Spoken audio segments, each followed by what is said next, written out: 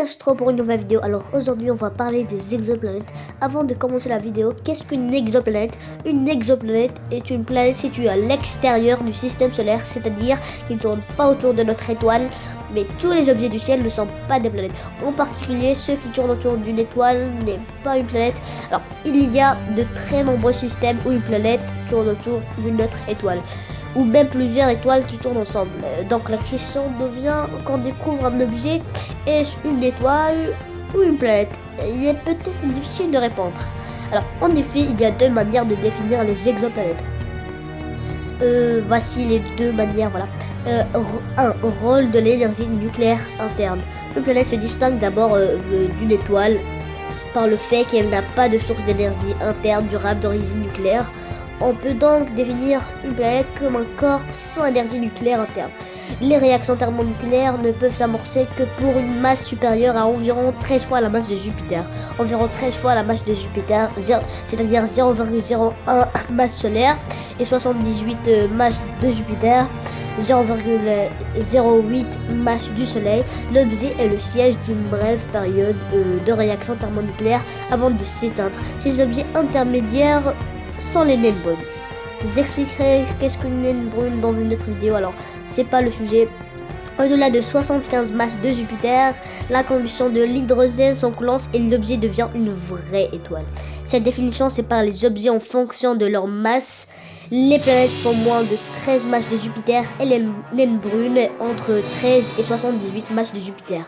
Les observations ne donnent pas toujours une valeur précise de la masse, en particulier pour un objet détecté uniquement par la méthode des vitesses radiales. Alors la méthode des vitesses radiales, j'en parlerai après.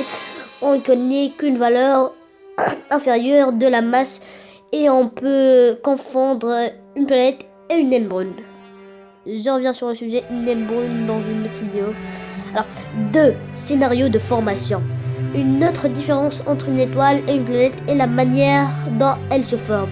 Une étoile se forme par un effondrement d'un nuage de gaz interstellaire composé essentiellement d'hydrogène et d'hélium, alors qu'une planète, c'est pas la même façon, se crée par condensation de particules de roche et de gaz dans un disque en orbite autour d'une étoile à cause de la gravité. Voilà.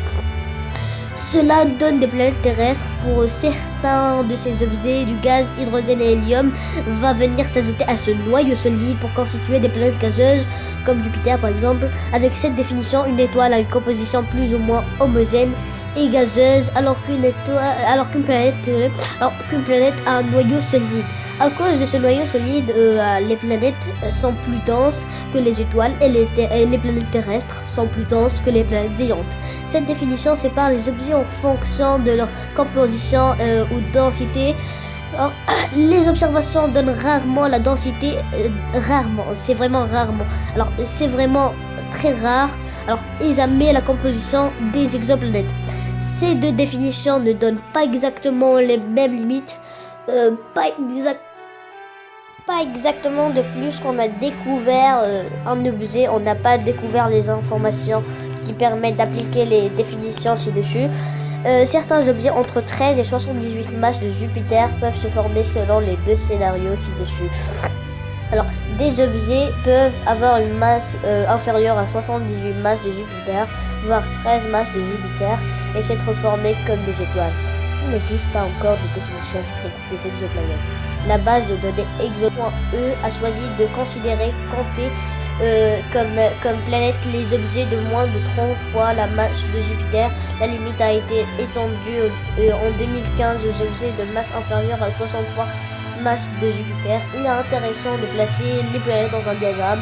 Masse rayant, les planètes sont sur des courbes différentes selon leur composition. Alors, les étoiles explorent des régions différentes selon la période de leur histoire. Voilà un petit diagramme, voilà.